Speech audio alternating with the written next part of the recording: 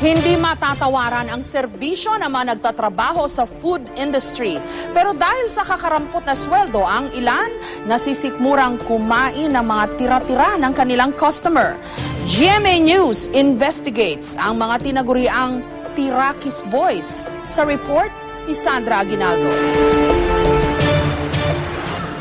Sa food court na ito, all around ang trabaho ni Mateo. Tagahatid ng pagkain, tagaligpit ng pinagkainan, tagapunas ng sahig at tagatapon ng basura. Pero hindi lahat ng basura itinatapon niya. Hindi nalalayo ang ginagawa ni Mateo sa mga pagpag o yung mga kumukuha ng pagkaing tinatapon ng mga restaurant para lutuin ulit at makain. Di maiwasan nagigipit, kaya doon dumarating yung pagiging Tirakis Boys, yung tawag sa amin. Mga naiiwan ng customer, nabuo pa, talagang pinagtsatsagaan namin yung ipunin, tapos sama-sama kami yung kumakain. Ang kanyang sweldo, 370 pesos kada araw o mahigit 5,000 pesos kada kinsenas. Di hamak na mababa kesa sa itinakdang minimum wage ng batas. Kulang na kulang para sa mahaba niyang listahan ng gastusin. Renta sa kwarto, panggasto sa araw-araw, perang padala sa mga magulang at 10 niyang kapatid sa probinsya.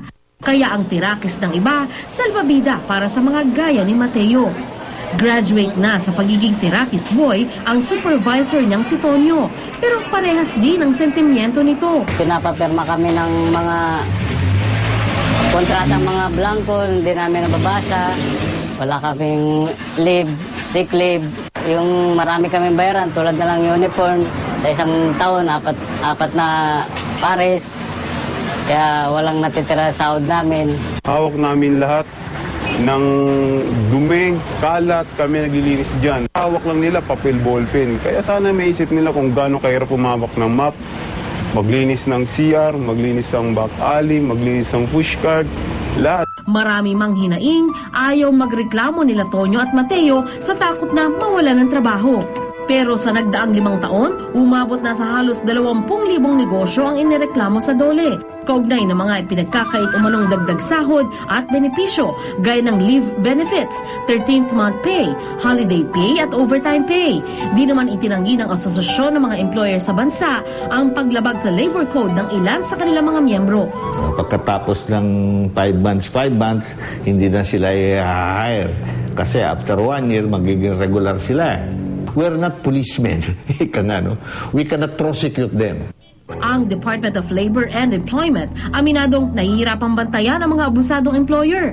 Lalo't isang inspektor lang ang nakatoka sa posibleng pag-abuso ng kada mahigit 3,000 negosyo. Talagang kulang po ang ating inspectors. Paano naman po natin sila may inspect once every year? Dadagdagan na po ang Department of Labor ng another 372 inspectors.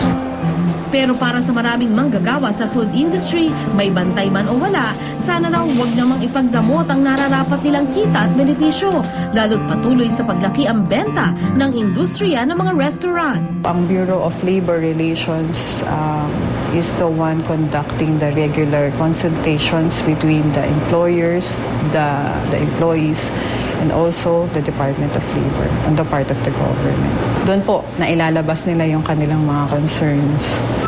Si Tonyo at Mateo, napapakibit-balikat na lang. Hindi namin sinasabi kasi takot nga po kami, baka tanggalin kami. Sana maisip din nila kung ano nararamdaman naming hirap. Para na kaming nangaso eh. Sandra Aguinaldo, GMA News. May reklamo ng anumang pang-aabuso ng mga employer, magpunta lang sa anumang regional office ng DOLE o tumawag sa DOLE hotline. Tumatanggap rin po sila ng anonymous complaint.